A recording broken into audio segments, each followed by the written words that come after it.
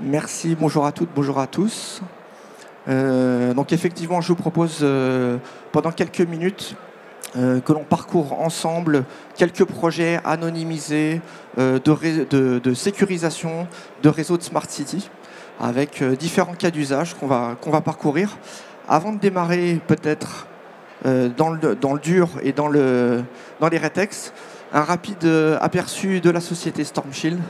Donc on est un éditeur français, filiale d'Airbus. On reste autonome dans nos capacités, dans nos ressources, ce qui nous permet de garder une certaine agilité, mais on est adossé bien à Airbus. On est à peu près 450 personnes présents sur 3 sites, sur Lille, sur Paris et sur Lyon, et avec une entité également sur Toulouse. On est le premier éditeur européen de firewall. Et le premier éditeur français pure player cyber. Ça fait 25 ans qu'on fait de la cyber. On adresse particulièrement le secteur de la défense pour à peu près 30% de notre marché, le secteur public pour à peu près 20%, et les environnements industriels, les ETI et les PME françaises, européennes, avec évidemment des entités également présentes dans différentes régions d'Europe. Des entités commerciales, avant-vente et autres. Voilà, on a à peu près 20 000 clients à travers le monde. Voilà pour l'aperçu global de Stormshield. En termes donc de produits, on a différentes gammes de produits. Notre solution technique phare, c'est le firewall. On a des solutions qualifiées au niveau standard par l'ANSSI. La qualification standard, je fais une petite parenthèse, c'est une certaine garantie de robustesse de nos firmware, puisque en fait nous fournissons notre code logiciel à l'ANSSI qui audite le code, analyse s'il y a des backdoors, vérifie la qualité du code et nous met un tampon. Donc c'est une certaine garantie de robustesse. Donc on a toute une branche de firmware qui est qualifiée standard et qui nous permet d'adresser notamment le marché de la défense, des OIV, etc. Dernier point sur l'aspect certification, on est certifié IEC 62443-4-1. Donc on a fait auditer en fait notre cycle de développement logiciel et on a obtenu cette certification en fin d'année dernière. Voilà, donc une certification spécifique aux environnements industriels, comme vous le savez sans doute. Voilà pour l'aperçu de Stormshield. Là, je vous propose qu'on regarde différents projets qu'on a réalisés en fait avec l'appui évidemment de partenaires intégrateurs. Le premier projet, c'est un réseau de mobilité d'une grande métropole française où on a assuré en fait principalement une sécurité périmétrique entre le réseau OT et le réseau IT. Je vous montre tout de suite l'architecture ici. Alors, je ne sais pas si j'ai une tiqueuse. Non, je ne pourrais pas pointer. Je vais mettre... Ouais. Donc là, on est sur une grande métropole. On a donc un réseau de mobilité avec un anneau où vous voyez donc des carrefours à feu et un certain nombre d'automatismes. Donc il y a à peu près 1500 carrefours à feu, une cinquantaine de panneaux à messages variables qui sont présents sur le périphérique et dans les tunnels, 1500 caméras qui permettent de gérer et d'avoir un œil sur la circulation routière dans la métropole, des bornes escamotables, du comptage véhicule sur la voirie, des balises de bruit, voilà. Donc tout ça est relié sur un réseau de backbone d'à peu près 2500 km de câbles. On a à peu près 200 switches. Donc c'est un énorme réseau qui est en fait distribué sur l'ensemble de la métropole et qui fait son travail. Nous, l'aspect sécurisation qu'on a mis en œuvre, c'est le premier firewall que vous voyez en bas à gauche, qui est un cluster de SN510 qui va sécuriser en fait la barrière IT le réseau OT du réseau IT, puisque à gauche vous voyez il y a le réseau IT de la métropole. Et donc on va segmenter en fait les flux de communication et ces zones du réseau. On va donc, d'ailleurs un exemple intéressant, on parle souvent de convergence IT-OT, et bien un exemple de convergence IT-OT qu'on retrouve, le comptage des véhicules qui se fait sur la voirie qui permet justement d'adapter la signalisation des carrefours à feu. eh bien, ça, c'est des données qui étaient purement industrielles, qui restaient sur le réseau industriel et qui sont aujourd'hui en fait exploitées côté IT et même jusque dans vos smartphones, puisque la métropole a mis en place une application qui permet de voir le trafic de la métropole en temps réel. Donc, c'est des données de comptage véhicule, donc des données pure process qui viennent sur les serveurs. Ici, on voit en bas à gauche le serveur web de l'application trafic métropole, etc. Donc là, vous voyez donc des communications qui sont sécurisées à travers ce cluster de firewall. On va également maîtriser l'ensemble des intervenants. Dans une métropole, il y a beaucoup d'intervenants qui viennent se connecter sur le réseau opérationnel. On peut avoir des prestataires de maintenance pour le métier même des installations de carrefour à feu, de bornes escamotables, etc. Donc on va leur allouer des accès. Donc on va sécuriser ces accès et leur laisser accès uniquement à la portion du réseau à laquelle ils peuvent avoir accès. Les identifier, les authentifier, mettre de la double authentification.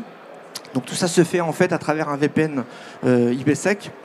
Et puis on peut avoir d'autres partenaires, donc les partenaires de parking de ville par exemple, qui peuvent avoir nécessité de récupérer des informations du métier, l'exploitation du tram pour le trafic routier notamment. Et puis les mairies qui mettent à disposition en fait des citoyens des cartes qui permettent d'accéder sur certaines portions de route et de faire baisser les bornes escamotables. Donc vous voyez que le serveur de la carte d'accès voirie en fait est ici. Et en fait nous on va laisser les accès aux différentes mairies pour qu'elles puissent créer les cartes et puis pour que les personnes puissent créer ces cartes et puissent les utiliser pour faire baisser les bornes escamotables dans les rues. Donc voilà typiquement un projet qu'on sécurise avec un deuxième aspect ici, le cluster de SN 2100 qui est exclusivement réservé aux flux vidéo puisque je vous disais tout à l'heure il y avait 255 caméras sur cette métropole. Il y a énormément de flux qui arrivent et ces flux ils sont utilisés évidemment pour la métropole, mais ils sont utilisés aussi pour les autoroutes, les opérateurs des autoroutes, les opérateurs de tunnels qui sont autour, les voies rapides et le périphérique aussi qui exploitent ces données, qui veut récupérer des données en temps réel sur ce qui se passe sur le trafic. Et donc là on va autoriser en fait les flux. Alors aujourd'hui ils sont en unicast, demain ils seront en multicast. Sur le firewall on va pouvoir gérer les flux multicast également. Voilà, de manière assez simple. Et on a également la préfecture qui est amenée à se connecter également pour d'autres besoins, mais qui peut aussi demander à avoir accès aux caméras et avoir accès aux flux vidéo. Voilà pour ce premier rétex de métropole. Un autre texte encore, Smart City, les stations de recharge électriques. Alors on les voit pousser un peu partout, on a des véhicules de plus en plus électriques et donc se pose la question de sécuriser ce type de cas d'usage. Et là, donc, retour d'expérience aussi. Alors, c'est un double cas d'usage, puisque le même exploitant, en fait, avait en charge de mettre en œuvre des bornes de recharge dans une grande métropole, c'est ce que vous voyez à gauche, et puis en bas aussi, a déployé également des bornes de recharge sur une autoroute. Alors une branche d'autoroute qui avait à peu près une dizaine d'aires de repos, et donc il y a un certain nombre de batchs de stations qui ont été déployées. Là, la sécurisation des flux, elle se fait relativement simple. On va avoir ici tout en haut un serveur d'application mobile et un serveur d'application de gestion du télépaiement qui est un peu le cœur de leur solution, qui va permettre de faire les mises à jour, qui va permettre de gérer tous les aspects de télépaiement aussi quand les véhicules se présentent aux stations. Donc ça c'est un peu le cœur du système. Il est positionné dans un cloud public et on a un EVA2, donc c'est pour Elastic Virtual Appliance, donc c'est un firewall virtualisé qui se déploie dans les hyperviseurs, qui se déploie dans les marketplaces standards de cloud provider. Et donc on a mis ce firewall qui va sécuriser les échanges en fait entre l'extérieur et le cloud. Donc à gauche, typiquement, les bandes de recharge de la métropole, elles sont sécurisées par une ligne privée 4G. Donc elles vont communiquer en fait directement donc avec le cloud et on va identifier, authentifier les flux avant de laisser passer les communications des bornes. Même scénario ici en bas avec les bornes de recharge des aides d'autoroute. On a déployé un SNI20. Le SNI20, c'est notre firewall durci qui répond bien aux contraintes opérationnelles des environnements industriels, mais qui aussi peut être déployé sur des autoroutes, puisque c'est des équipements qui sont durcis, les IP30, ils se déploient dans des armoires électriques, ils fonctionnent en 12-48 volts. Voilà, il a un bypass intégré. Donc ça, c'est un produit qui va typiquement bien s'intégrer justement dans ces environnements-là, qu'on va positionner donc, sur l'aire d'autoroute et qui va assurer d'une part le tunnel VPN IPsec entre les aires de repos et le serveur, et qui va aussi gérer un certain nombre de VLAN pour chacune des aires d'autoroute, pour pouvoir segmenter en fait chacune des aires et s'assurer qu'il n'y a pas de déplacements latéraux au niveau des attaquants. Voilà pour ce qui était du Retex sur les stations de recharge. Je passe maintenant, on est toujours dans la Smart City. Je ne pouvais pas parler de Smart City sans parler de l'eau, qui est un gros sujet pour les villes, pour les métropoles, pour les territoires. Sécurisation d'un certain nombre de projets qu'on a fait un peu à travers la France. Donc là, c'est quelques projets anonymisés qu'on fait à travers la France. Ce segment, on va dire, de marché est assez mature et depuis déjà quelques années met en œuvre des solutions de sécurité pour se sécuriser. Et on a un certain nombre de projets. Je ne rentre pas dans le détail de ces projets, mais c'est pour vous matérialiser en fait que d'une part le marché est présent, il y a de la demande côté sécurisation des flux, et puis d'autre part pour vous dire qu'on est aussi bien positionné sur ce type de cas d'usage et pour répondre à ce type de client. Je vais rentrer dans le détail, là encore, un projet de métropole pour un réseau d'eau potable. On a sécurisé l'ensemble de l'infrastructure et les échanges de communication entre le réseau opérationnel et les différents châteaux d'eau. Donc dans ce projet, la métropole a à peu près 150 châteaux d'eau déployés un peu partout. Donc là encore, on est sur un réseau distribué. Et se pose la question de l'enjeu de sécurisation entre le réseau opérationnel et les châteaux d'eau. Et dans ce cadre-là, en fait, on a mis en place des firewalls pour sécuriser ces communications. Alors vous voyez ici, je vais me déplacer un petit peu. Ici, vous voyez un firewall donc côté IT. Les bonnes préconisations de l'ANSSI en termes de segmentation de zones sur un réseau IT-OT, par exemple, c'est de mettre en place une double barrière, de favoriser la double technologie pour s'assurer que si une vulnérabilité arrive sur un équipement, il y a toujours un deuxième rempart, on va dire, pour sécuriser. Donc là, la métropole, elle avait déjà une autre techno en place et elle a fait le choix de Storm Shield, du coup, pour mettre en place sa double barrière. Voilà. On a également un bel exemple ici, on va dire une métropole qui a été très bon élève, on va dire, par rapport aux recommandations de l'ANSSI, puisque en général, ce qu'on préconise en termes de sécurisation, c'est de séparer les usages. C'est-à-dire que votre firewall qui va gérer les communications VPN, ça ne doit pas être le même que celui qui gère votre politique de sécurité sur votre réseau. Et là, du coup, on voit justement qu'il y a bien deux firewalls ici, donc deux types de firewalls. Un qui va gérer la politique de sécurité et l'autre ici qui va gérer un autre cluster qui va gérer les VPN pour les interconnexions avec les châteaux d'eau. Et donc dans chaque château d'eau, on va mettre un SNI40. Donc c'est un firewall, là encore, un peu comme le SNI20, il fait partie de notre gamme de firewall industriel. Et c'est un firewall durci, là encore en 12-48 volts, dans les armoires électriques. Et voilà, qui se prête assez bien à ce type de cas d'usage. Alors là, j'ai évoqué un petit peu les firewalls, on va dire, sur l'aspect vertical. À l'horizontale, vous voyez qu'en fait, il y a un doublage en fait, des équipements, tout simplement parce que dans les bonnes pratiques aussi, il faut pouvoir segmenter physiquement les usages, notamment les flux d'administration et les flux de sûreté. Donc là, tous les flux de sûreté, de vidéosurveillance ou de contrôle d'accès qu'ils pourraient avoir dans les châteaux d'eau, ils sont physiquement en fait segmentés. Il y a uniquement ces flux-là qui vont passer sur cette rangée de firewall. Et puis, au côté horizontal, en haut, on va avoir tous les flux métiers qui vont passer. Donc c'est vrai que ça fait beaucoup de firewall, mais là, on est vraiment à l'état de l'art de la sécurité. Voilà, et alors, il y a 150 châteaux d'eau, 2 firewalls par château d'eau, ça fait 300 équipements déployés. pour manager tout ça, on a une plateforme de management que vous voyez tout à gauche, qui s'appelle le Storm Shield Management Center, qui va vous permettre de gérer l'ensemble de votre parc. Donc sur une même interface, vous allez pouvoir vous connecter à un firewall, vous allez pouvoir gérer vos politiques de sécurité avec une politique globale et puis mettre en place une politique spécifique sur un batch d'équipement, par exemple, ça c'est possible. On va gérer ses topologies VPN, on va gérer tout un tas de choses et on va avoir un œil, on va dire en temps réel, sur ce qui se passe sur les équipements, notamment un VPN qui tombe, on pourra avoir tout de suite l'information sur cette plateforme. Donc ça c'est indispensable dès lors où on va avoir un certain nombre d'équipements qui vont être déployés sur le réseau. En termes de déploiement, justement, j'en parlais. Là, on est sur encore un réseau distribué. La problématique qui s'est posée, c'est comment je fais pour déployer à peu près 300 firewalls comme ça sur mon réseau. Il y a des firewalls qui sont dans la pampa un peu partout. Comment je vais faire? Eh bien, chez Storm Shield, on a plusieurs moyens de le faire.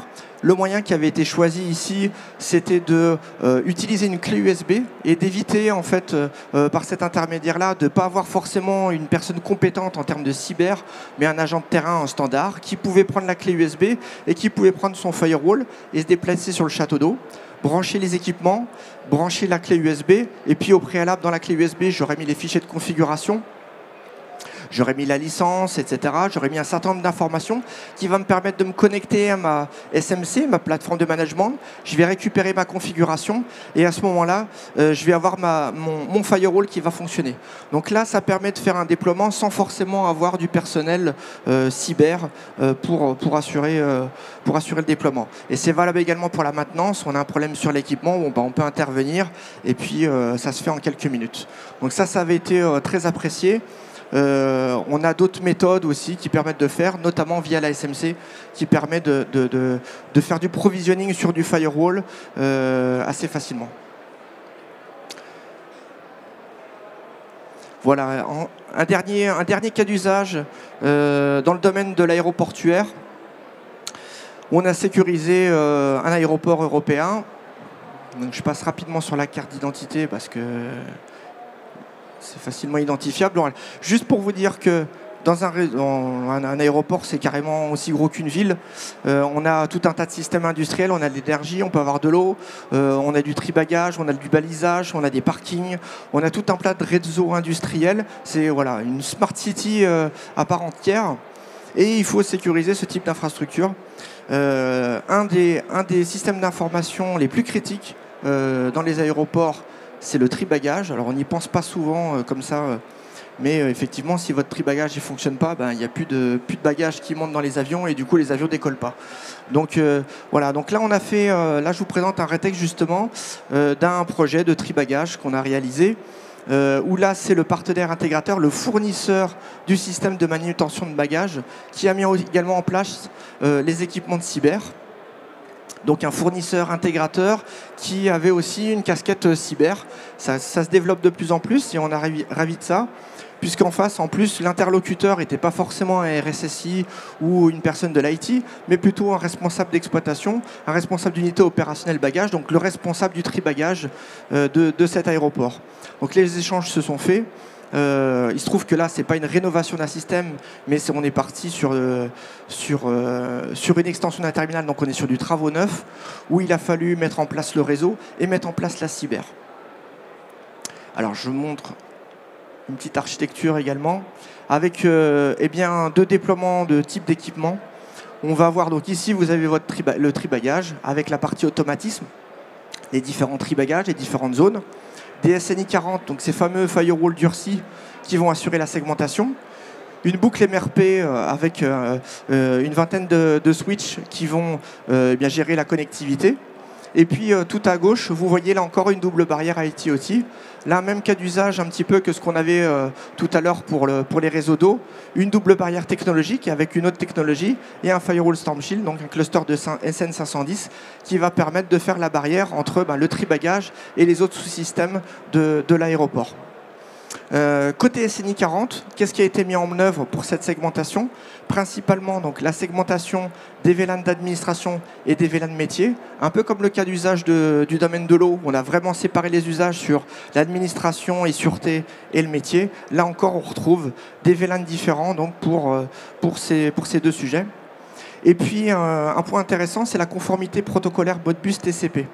Donc, sur nos firewalls, dès 2016, on a développé des capacités d'analyse de protocoles industriels. Donc, on a toute une liste de protocoles industriels pour lesquels on est capable de faire de l'inspection protocolaire, donc de l'IDS, IPS, et de pouvoir détecter des flux malicieux, détecter des commandes qu'on n'a pas envie de voir passer. On va pouvoir justement mettre une politique de sécurité, bloquer les commandes en écriture, bloquer les commandes en lecture, ou là encore, dans ce cas d'usage, on va simplement faire de la conformité protocolaire. On va autoriser uniquement des communications Modbus TCP. Et là, finalement, on va se dire, on est un peu en format un peu whitelisting, on va dire, où je vais laisser passer tous les flux qui vont être identifiés par le firewall comme des flux Modbus TCP. Et tous les autres flux, en fait, je vais les interdire. Donc là, on se garantit quand même de pas se faire attaquer sur d'autres flux de communication ou d'autres protocoles de communication. Voilà ce que je pouvais vous dire sur ce cas d'usage, là encore. Et j'en ai fini pour mes cas d'usage, mon Moratex, donc de projet de Smart City. Peut-être que vous avez des questions, n'hésitez pas. Si vous avez des questions, c'est le moment. On a un peu de temps pour ça. Je vous rappelle, hein, on vient de manger, donc il faut toujours se mettre en route. La première est toujours la plus difficile, mais après c'est souvent parti. Une question? Oui. Oui, vous parliez que vous pouviez filtrer donc le Modbus TCP. Et vous autorisez les flux. Est-ce que vous allez aussi en profondeur analyser la trame et interdire un flux j'écris le registre au niveau du Modbus et j'interdis l'écriture par exemple et l'ouverture de tel registre qui correspond en fait dans le Modbus à une ouverture de pompe ou autre chose? Alors sur Modbus, par exemple, c'est des choses qu'on sait faire. Ouais. On arrive à aller jusqu'au niveau du registre. C'est pas le cas sur tous les protocoles, mais sur Modbus, effectivement, on peut aller à ce niveau de profondeur, effectivement, et d'aller jusqu'au niveau du registre et de la commande, et d'identifier vraiment la commande qu'on veut laisser passer. Pour un utilisateur qui connaît hyper bien son process, qui sait ce qui doit passer sur le réseau, en fait, on peut mettre potentiellement une politique hyper fine qui va permettre de laisser passer que ce qui est légitime. Alors là, je parlais de bloquer des communications. Évidemment, sur ce type de réseau, on n'est pas trop dans le blocage, mais on est plutôt dans la détection. Et effectivement, on a une capacité d'IDS de détection. Donc, on va effectivement pouvoir détecter le flux et la commande qui est passée. Et si on a une commande illégitime, on va pouvoir la loguer, la faire remonter à un SIEM, la faire remonter à un puits de log, un outil d'administration qui va permettre de passer l'information. Et puis, si on maîtrise bien son process et si on a envie de bloquer, on est aussi en mesure de pouvoir bloquer la communication.